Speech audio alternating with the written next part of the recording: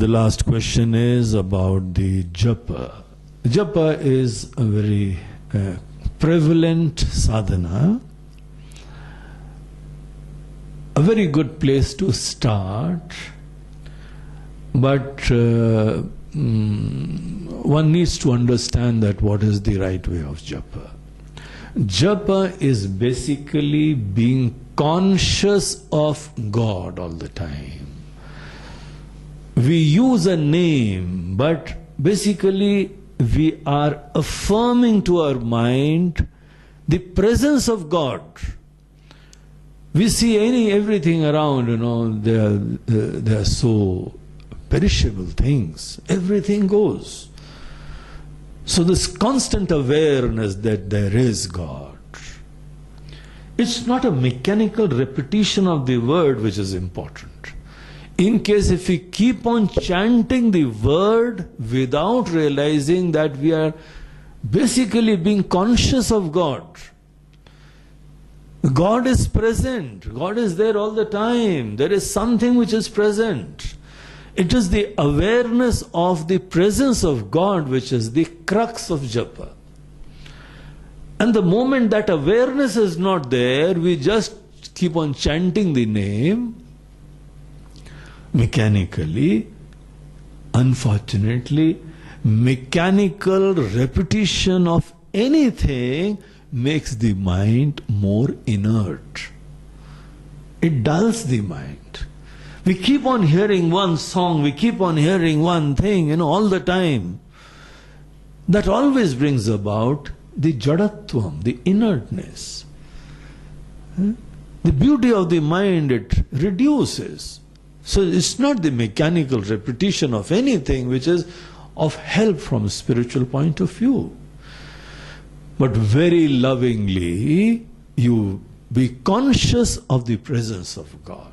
The moment I use Om Namah Shivaya, so there is Shiva means auspiciousness. There's something very, very auspicious which is present all the time in this world. My constant awareness of the existence of God, the benevolent one, mere awareness. We are not conditioning that awareness in any way. Let it manifest in any way.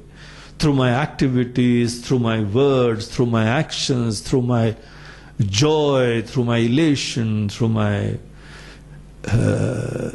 love and so many things. It can express in any way. But you just be conscious that there is something permanent. It's there right in your heart also.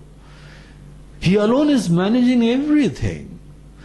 So Japa is a means to just be conscious of God, not merely take the name. Even a parrot will keep on chanting a name. That is not going to help the parrot. But we have something plus.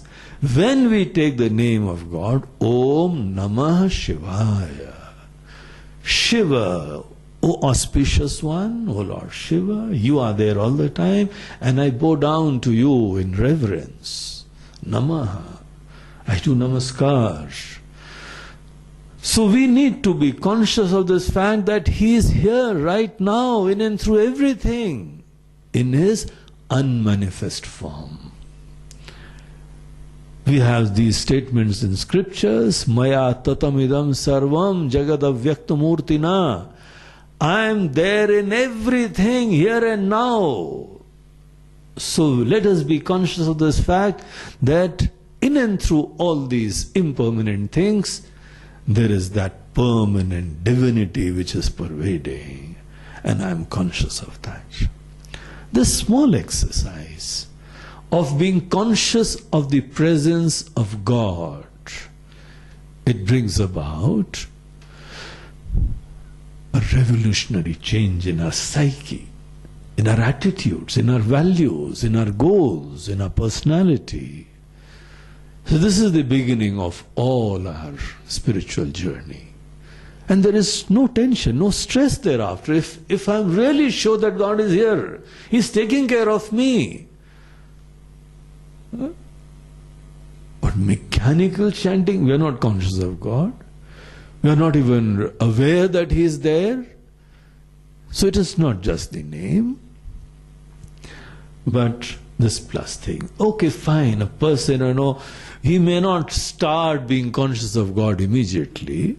We associate certain divinity with the name itself. He says, okay, you keep on chanting the name, and thereafter you will realize its importance.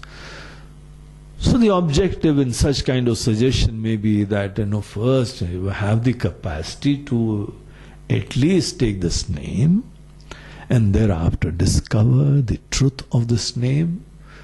And it is only when you start becoming conscious of the meaning of this mantra, thereafter God will be there at every moment in your life. His blessed hand will be there on your head. You will be at His feet all the time, being blessed by Him.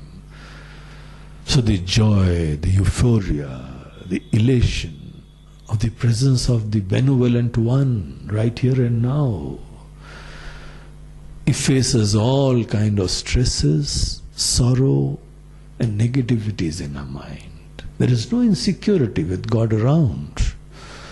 So that is what to be brought about by the chanting of name.